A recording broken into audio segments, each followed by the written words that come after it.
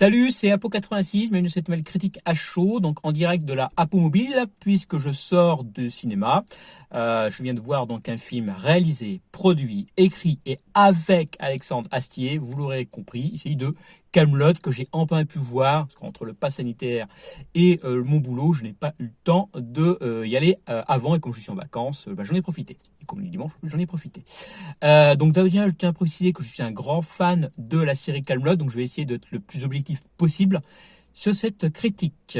Critique donc sur Kaamelott, premier volet, donc le portage, on va dire, de la série Kaamelott sur grand écran. Pourquoi que maintenant, alors que ça fait depuis 2007 que la série s'est arrêtée? Tout simplement parce que Alexandre Astier a eu des problèmes sur les droits d'adaptation avec M6, il a dû se battre, entre guillemets, il n'aime pas le mot battre, il a dit j'ai fait valoir mes droits. Voilà. Concernant donc la série, il les a récupérés, je crois, en 2013 de mémoire, et puis le temps de lever les fonds, avec le Covid, etc., le film ne sort que maintenant. Alors Kaamelott, premier volet, ça raconte quoi?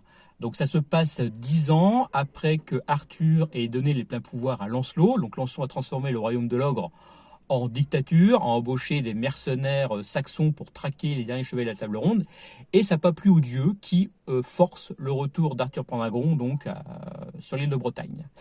Voilà. Alors, est-ce que le pari de porter Kaamelott sur grand écran est réussi? Il y a des enfants qui jouent, j'espère qu'on ne les entend pas trop sur la vidéo. Eh bien, le pari réussit, oui et non. Oui, parce que on retrouve l'âme de Kaamelott, les dialogues à l'emporte-pièce d'Alexandre Astier, l'humour grotesque, les personnages, trop de personnages peut-être, je vais revenir après dessus. L'histoire de Kaamelott, tout simplement, donc on retrouve tout.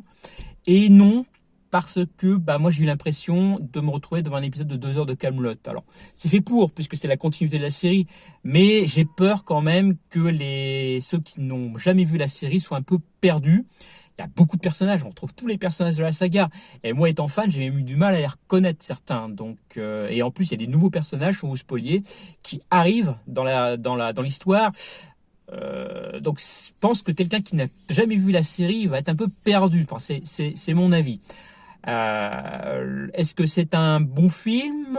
Oui, j'ai passé un bon moment pendant 2 heures. Je me suis bien marré sur certaines vannes, certains dialogues également. Pas seulement personnel et Caradoc, il y a même les autres personnages ont des dialogues, des petites scénettes à mourir de rire parfois.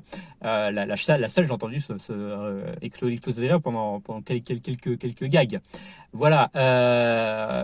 J'en étais où? Voilà. Mais le film est un petit peu, par contre, je trouve en dents de scie. Ça monte, ça descend. Ça monte, ça descend. Il y a les souvenirs d'enfance, d'adolescents, également d'Arturus, quand il était dans Légionnaire. J'ai pas trop compris d'où ça venait.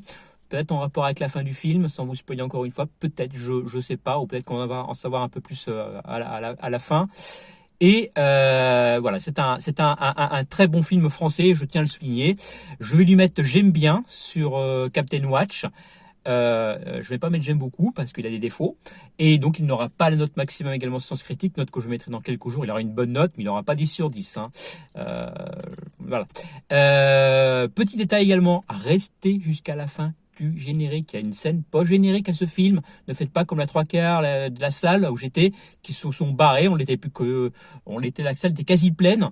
On n'était plus que 3 à la fin du film. Il y a même l'ouvreur qui est arrivé et qui a dit comme d'habitude. Il a fait la remarque, il m'a regardé comme d'hab. Les gens ne savent pas. Et c'est vrai que la peut-être merdé par contre sur le coup Alexandre Astier, parce que la scène générique quand même assez longue à venir. C'est pas Marvel où ça commence, puis hop, c'est là. Non, là ça demande un petit peu. Donc restez jusqu'au bout. Alors ça n'a pas tellement d'importance. Quoique si on est fan, quand on reconnaît le personnage, je fais oh putain ça pue. Voilà, c'est tout ce que je peux dire. Voilà.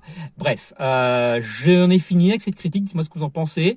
Allez voir Kaamelott si vous êtes fan ou pas fan. Dites-moi ce que vous en pensez également en commentaire. Moi je vous dis à la prochaine et surtout gardez l'esprit critique. Salut.